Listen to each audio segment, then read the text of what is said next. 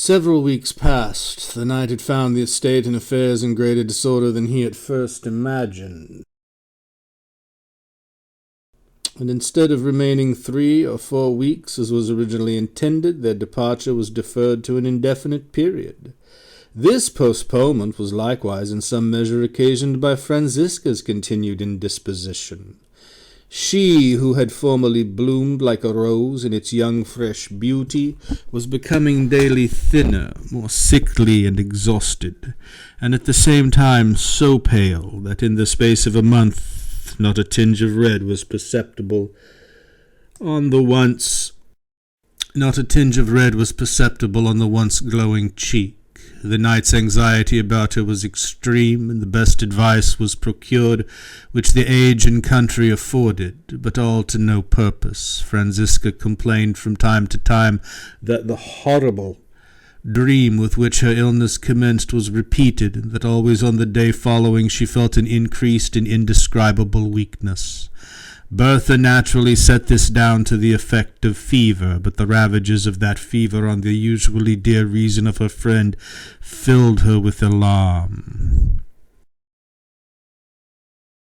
The knight Azo repeated his visits every now and then. He always came in the evening, and when the moon shone brightly.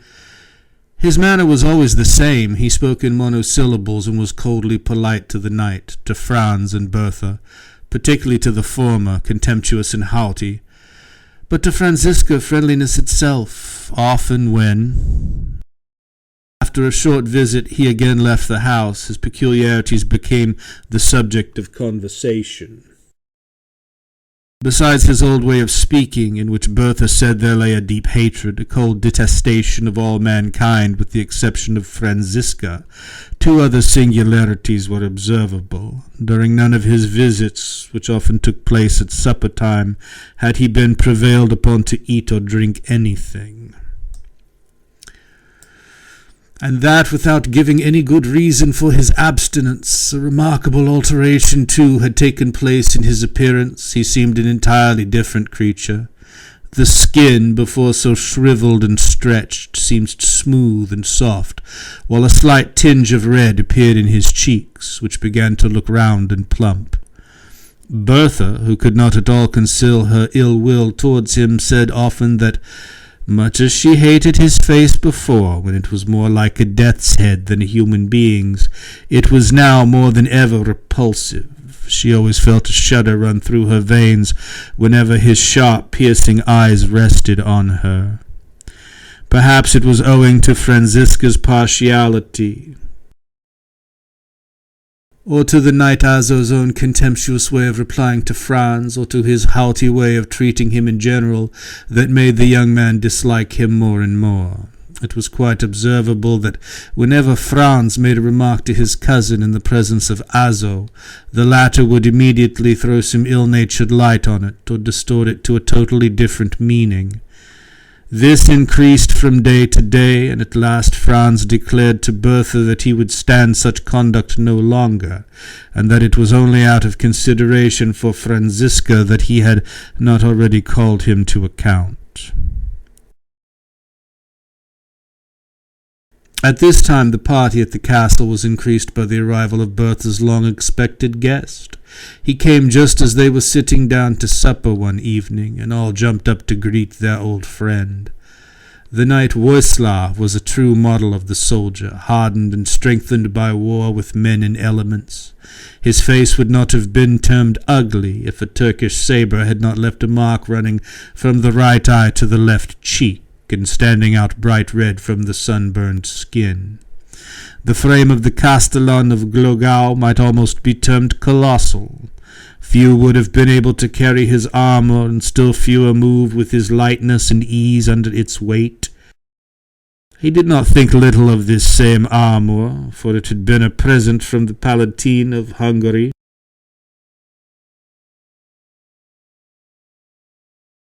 On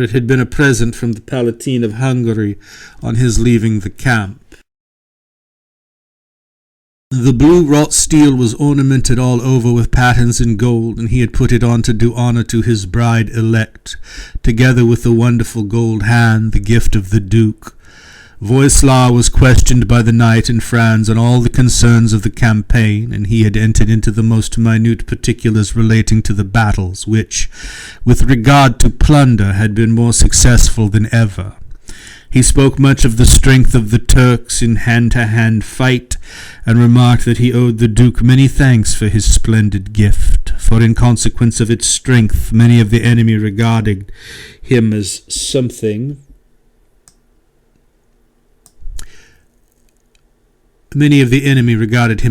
superhuman. The sickliness and death-like paleness of Franziska was too perceptible not to be immediately noticed by Voislav. Accustomed to see her so fresh and cheerful, he hastened to inquire into the cause of the change. Bertha related all that had happened, and Voislav listened with the greatest interest. This increased to the utmost at the account of the often-repeated dream, and Franziska had to give him the most minute particulars of it. It appeared as though he had met with a similar case before, or at least had heard of one.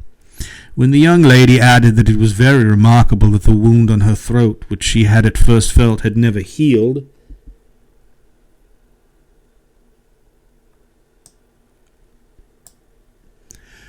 and still pained her,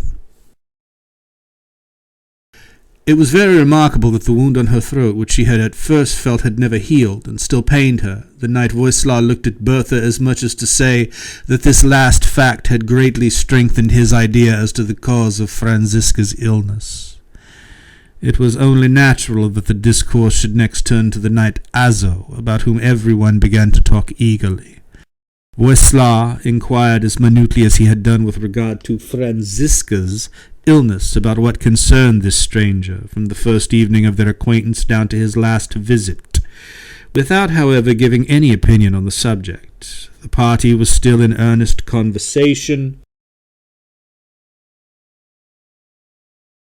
when the door opened and Azo entered. Voislav's eyes remained fixed on him as he, without taking any particular notice of the new arrival, walked up to the table and, seating himself, directed most of the conversation to Franziska and her father, and now and then made some sarcastic remark when Franz began to speak. The Turkish war again came on, the tapas, and though Azo only put in the occasional remark, Voislav had much to say on the subject. Thus they had advanced late into the night, and Franz said, smiling to Voislav, "I should not wonder if day had surprised us while listening to your entertaining adventures."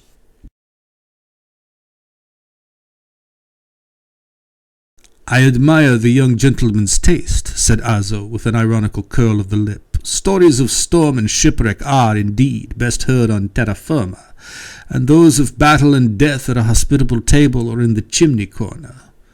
One had then the comfortable feeling of keeping a whole skin and being in no danger, not even of taking cold." With the last words he gave a hoarse laugh, and, turning his back on Franz, rose, bowed to the rest of the company, and left the room. The knight, who always accompanied Azo to the door, now expressed himself fatigued, and bade his friends good night. "That Azo's impertinence is unbearable," cried Bertha when he was gone. "He becomes daily more rough, unpolite, and presuming. If only on account of Franziska's dream, though of course he cannot help that. I detest him. Now, tonight, not one civil word has he spoken to any one but Franziska, except perhaps some casual remark to my uncle." "I cannot deny that you are right, Bertha," said her cousin. "One may forgive much to a man whom fate had probably made somewhat misanthropical, but he should not overstep the bounds of common politeness. But where on earth is Franz?" added Franziska, as she looked uneasily round.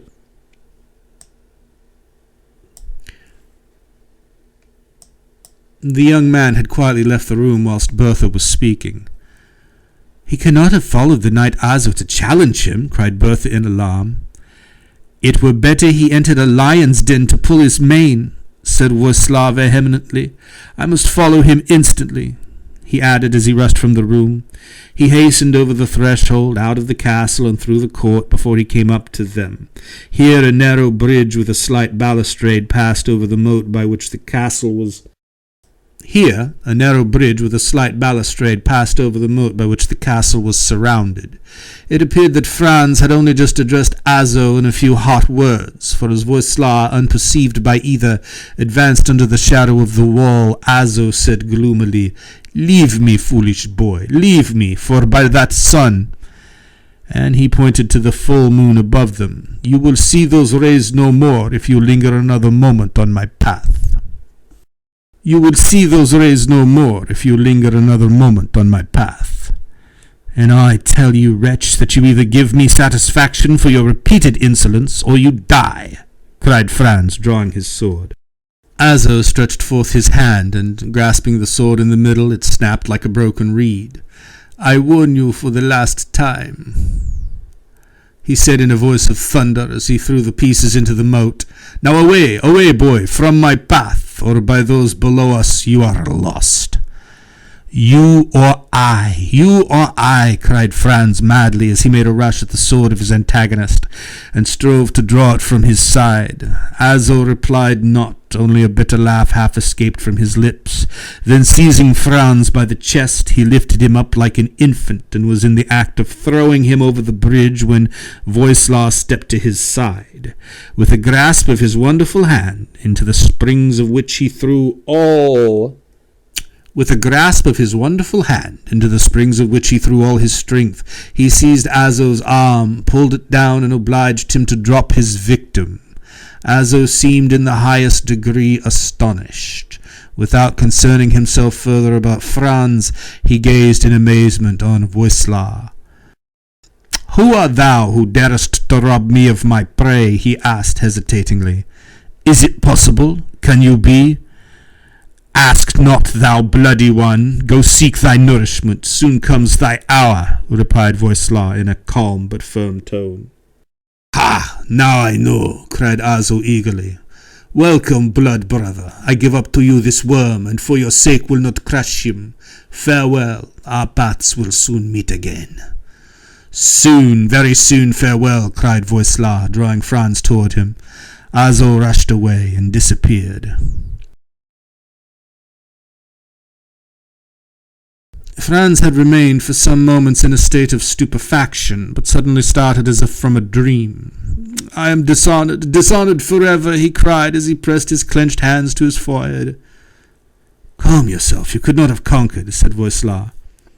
"But I will conquer or perish," cried Franz, incensed. "I will seek this adventurer in his den, and he or I must fall." "You could not hurt him," said Voisla. "You would infallibly be the victim." "Then show me a way to bring the wretch to judgment," cried Franz, seizing Voisla's hands, while tears of anger sprang to his eyes. "Disgraced as I am, I cannot live." "You shall be revenged, and that within 24 hours, I hope, but only on 2 conditions." "I agree to them. I will do anything," began the young man eagerly. "The first is that you do nothing, but leave everything in my hands," interrupted Voisla. "The second, that you will assist me in persuading Franziska to do what I shall represent to her as absolutely necessary. That young lady's life is in more danger from Azo than your own." "How? What?" cried Franz fiercely. "Franziska's life in danger? And from that man? Tell me, Voisla, who is this fiend?" "Not a word will I tell either the young lady or you until the danger is past," said Voisla firmly. "The smallest indiscretion would ruin everything. No one can act here but Franziska herself, and if she refuses to do so, she is irretrievably lost." "Speak, and I will help you. I will do all you wish, but I must know." "Nothing, absolutely nothing," replied Voisla. "I must have both you and Franziska yield to me unconditionally. Come now, come to her. You are to be mute on what is past, and use every effort to induce her to accede to my proposal." Voisla spoke firmly, and it was impossible for Franz to make any further objection. In a few moments they both entered the hall, where they found the young girl still anxiously awaiting them. "Oh, I have been so frightened," said Franziska, even paler than usual, as she held out her hand to Franz. "I trust all has ended peaceably." Everything is arranged. A couple of words were sufficient to settle the whole affair, said Voislard cheerfully. But Master Franz was less concerned it than yourself, fair lady? I? How do you mean? Said Franziska in surprise. I allude to your illness, replied the other. And you spoke of that to Azo? Does he then know a remedy which he could not tell me himself? She inquired, smiling painfully.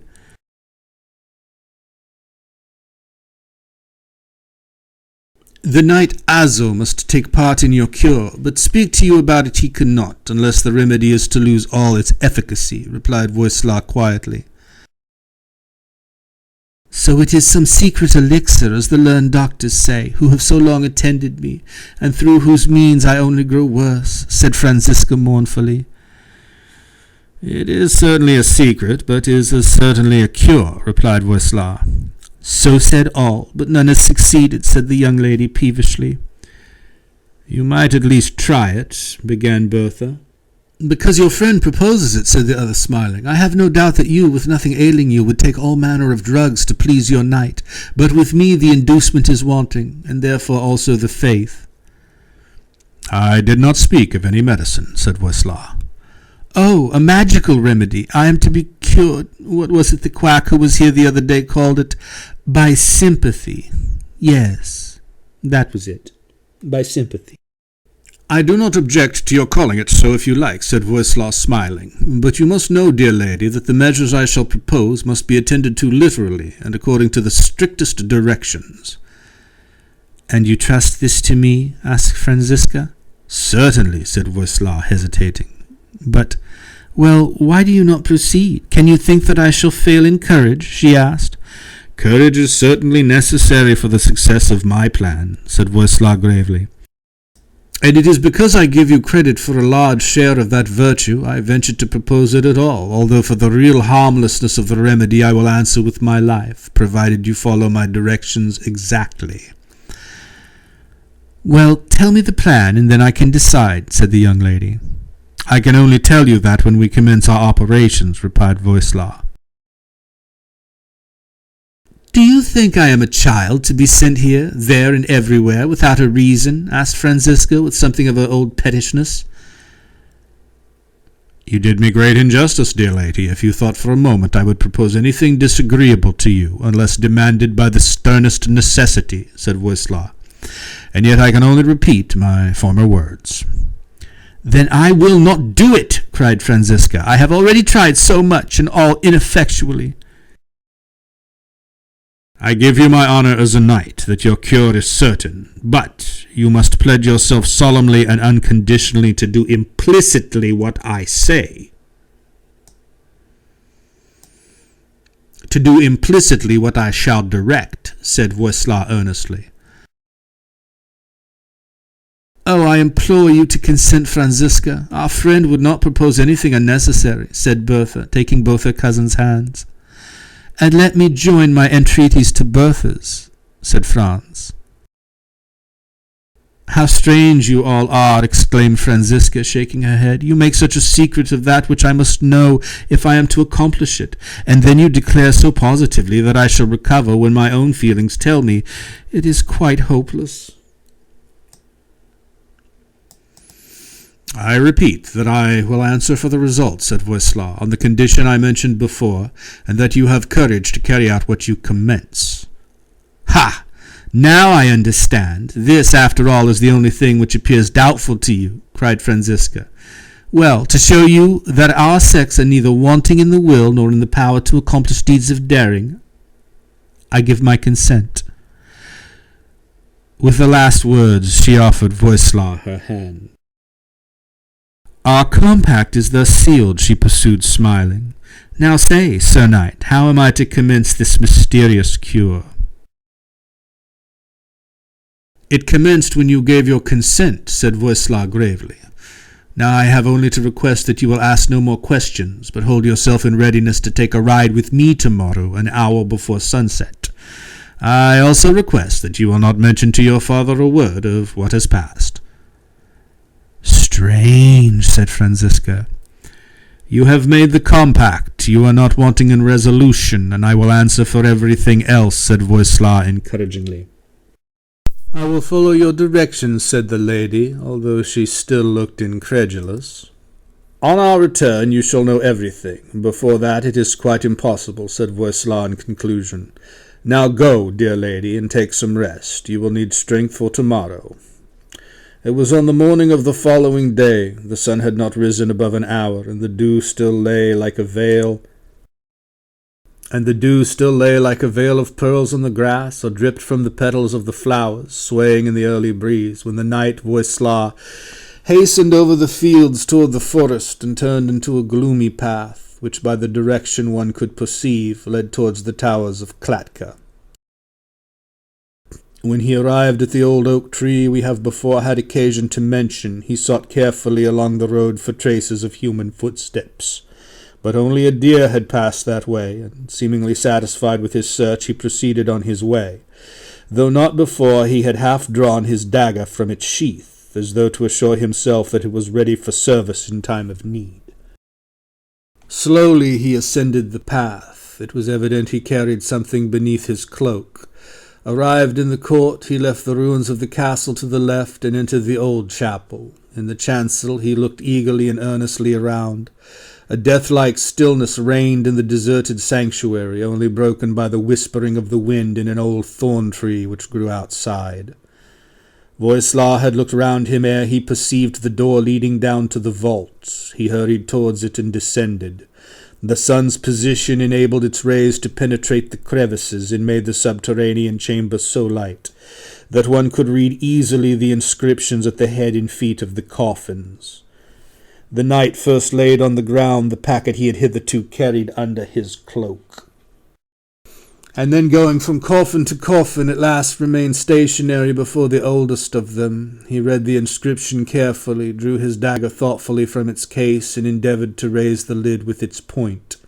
This was no difficult matter, for the rusty iron nails kept but a slight hold of the rotten wood. On looking in, only a heap of ashes, some remnants of dress, and a skull were the contents. He quickly closed it again and went on to the next, passing over those of a woman and 2 children. Here things had much the same appearance, except that the corpse held together till the lid was raised, and then fell into dust, a few linen rags and bones being alone perceptible in the 3rd, 4th, and nearly the next half-dozen. The bodies were in better preservation. In the 3rd, 4th, and nearly the next half-dozen, the bodies were in better preservation. In some they looked a sort of yellow-brown mummy, whilst in others a skinless skull covered with hair grinned from the coverings of velvet, silk, or mildewed embroideries. All, however, were touched with the loathsome marks of decay. Only one more coffin now remained to be inspected. Voislaw approached it and read the inscription. It was the same that had before attracted the knight of Fannenberg.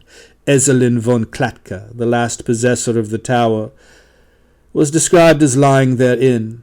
Voislaw found it more difficult to raise the lid here, and it was only by the exertion of much strength he at length succeeded in extracting the nails. He did all, however, as quietly as if afraid of rousing some sleeper within.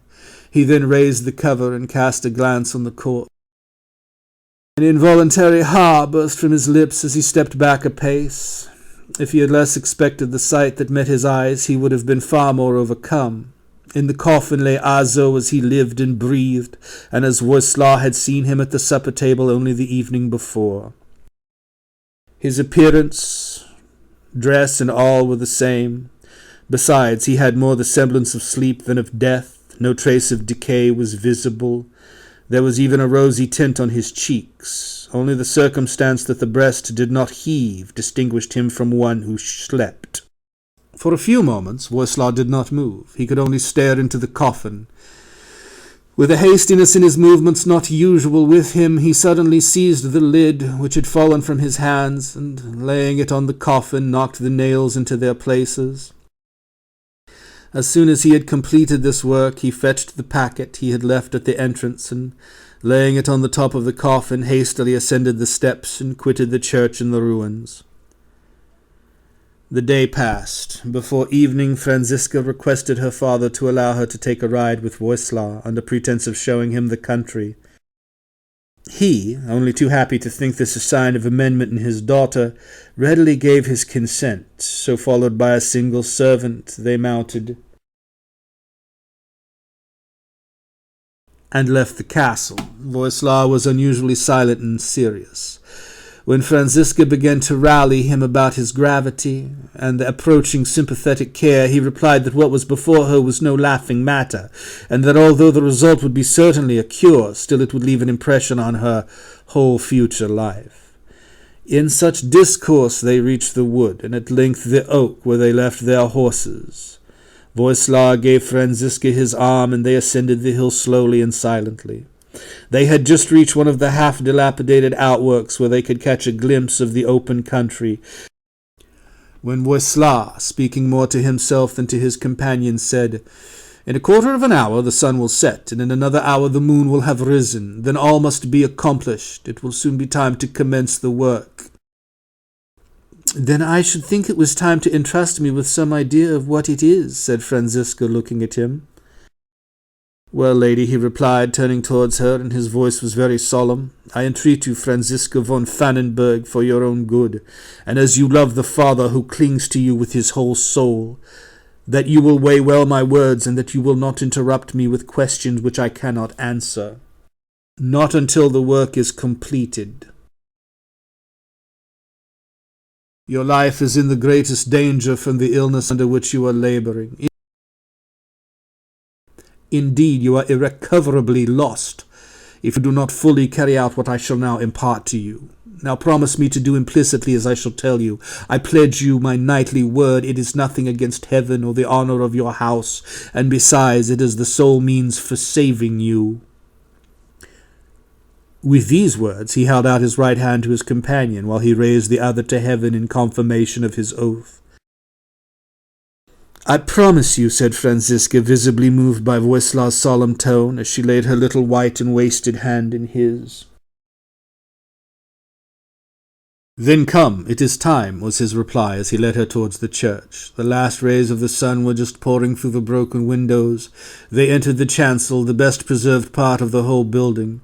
Here there were still some old kneeling stools placed before the high altar, although nothing remained of that but the stonework and a few steps. The pictures and decorations had all vanished. "Say an Ave, you will have need of it," said Voislav, as he himself fell on his knees. Franziska knelt beside him and repeated a short prayer. After a few moments both rose.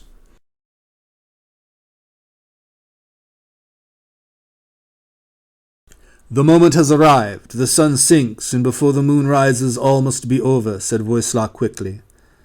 "What am I to do?" asked Franziska cheerfully. "You see there that open vault," replied the knight Voislav, pointing to the door and flight of steps. "You must descend. You must go alone. I may not accompany you. When you have reached the vault you will find close to the entrance a coffin, on which is placed a small packet.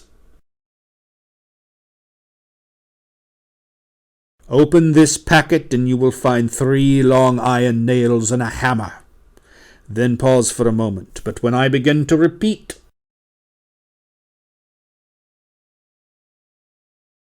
the credo in a loud voice, knock with all your might, first one nail, then a second, and then a third, into the lid of the coffin, right up to their heads." Franziska stood thunderstruck. Her whole body trembled, and she could not utter a word. Voislav perceived it. "Take courage, dear lady," said he. "Think that you are in the hands of heaven, and that without the will of your Creator not a hair can fall from your head. Besides, I repeat,